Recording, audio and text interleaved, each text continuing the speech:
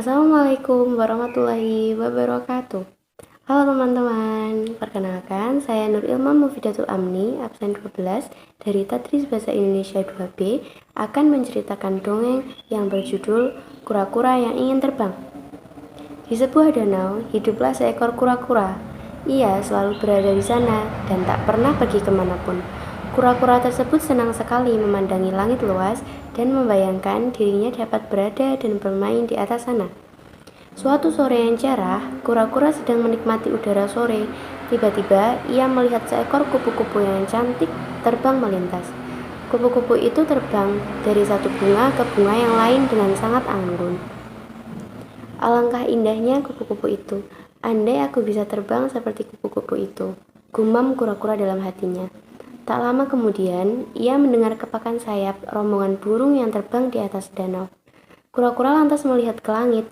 Ia terkesima dengan kawanan burung yang dapat terbang dengan sangat indahnya. Mata kura-kura pun berbinar. Pasti sangat menyenangkan bisa terbang bebas seperti mereka di atas langit. Andai aku dapat terbang seperti mereka, pasti rasanya sangatlah bahagia. Ucap kura-kura. Kura-kura membayangkan dirinya bisa terbang bebas seperti burung. Ia pernah mendengar cerita dari angsa bahwa dunia luar sangat indah, apalagi jika dilihat dari langit. Itu membuat kura-kura kembali bersedih. Ia sadar bahwa ia hanya seekor kura-kura. Jangankan terbang, berlari pun ia lamban.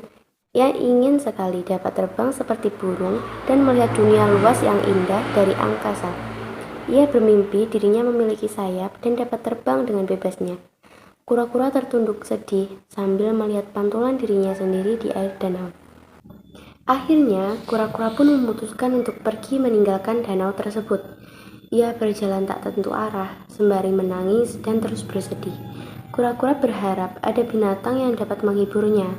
Kura-kura yang sedih itu kemudian tidak sengaja menceburkan dirinya ke danau. Tidak lama kemudian, sepasang angsa lewat dan melihat kura-kura yang mengapung dan bersedih di tengah danau. Salah satu angsa pun mendekat dan menyapa dengan sopan. "Hai kura-kura yang cantik, mengapa kau terlihat bersedih?" tanya salah satu angsa. "Aku amat bersedih karena aku ingin terbang seperti burung yang memiliki sayap dengan gembira. Tetapi aku tidak tahu bagaimana caranya. Aku tidak memiliki sayap, jalanku pun lamban," jawab kura-kura sambil tertunduk sedih. Sepasang angsa tersebut pun berusaha menghibur kura-kura. Mereka lalu memiliki ide untuk mengajak kura-kura untuk terbang bersama. "Tenang saja kura-kura, kami akan membantumu mewujudkan impianmu untuk terbang. Bagaimana jika kita melakukannya di hari esok?" tanya angsa. "Benarkah itu? Boleh sekali. Terima kasih angsa, kau amat baik padaku," ucap kura-kura dengan hati yang gembira.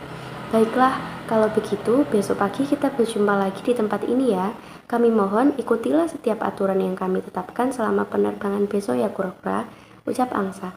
"Siap, tentu saja aku akan melakukan apapun yang kalian minta. Sampai jumpa besok," kata kura-kura dengan penuh semangat.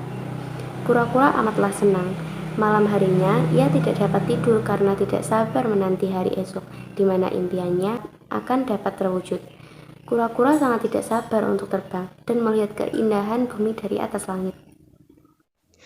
Pagi hari pun tiba. Dengan penuh semangat, kura-kura segera berjalan ke tempat yang telah dijanjikan oleh angsa. Sesampainya di tepi danau, ia telah melihat ada 2 ekor angsa yang telah menantinya. Kedua angsa tersebut membawa sebatang kayu yang cukup panjang. "Selamat pagi kura-kura, sudah siap untuk melakukan penerbangan di hari ini?" tanya salah seekor angsa. "Selamat pagi angsa, tentunya aku siap," kata kura-kura dengan penuh semangat.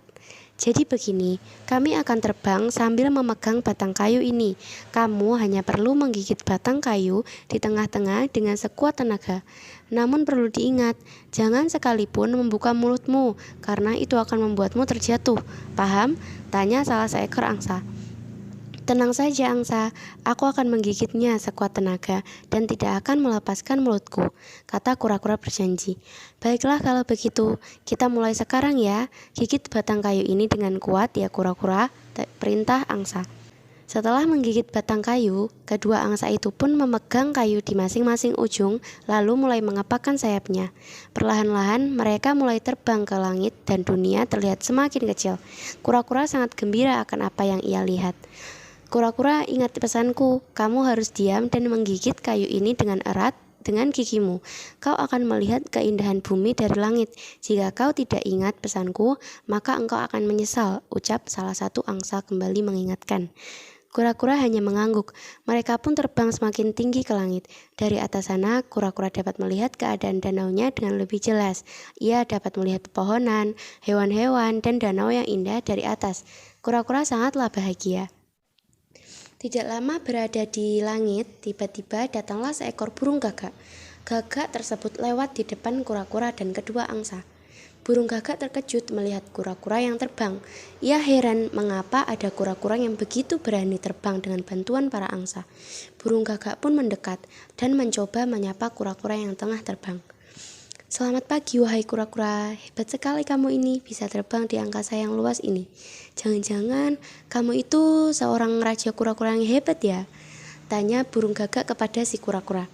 Kura-kura merasa tinggi hati atas pujian gagak yang terlihat terkejut melihatnya. Ia pun berniat membalas ucapan gagak dengan sombong. Tentu saja, jawab kura-kura dengan sombong. Kura-kura lupa dengan pesan para angsa kepadanya. Ketika ia membuka mulut menjawab pertanyaan burung gagak, gigitannya kepada kayu terlepas. Alhasil, kura-kura pun terjatuh ke tanah. Ah, tidak, teriak kura-kura.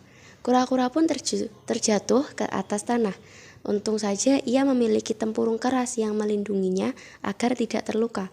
Namun, meski begitu, kura-kura merasa menyesal karena kesempatannya untuk terbang menjadi sia-sia karena ia tidak mengikuti perintah dari angsa.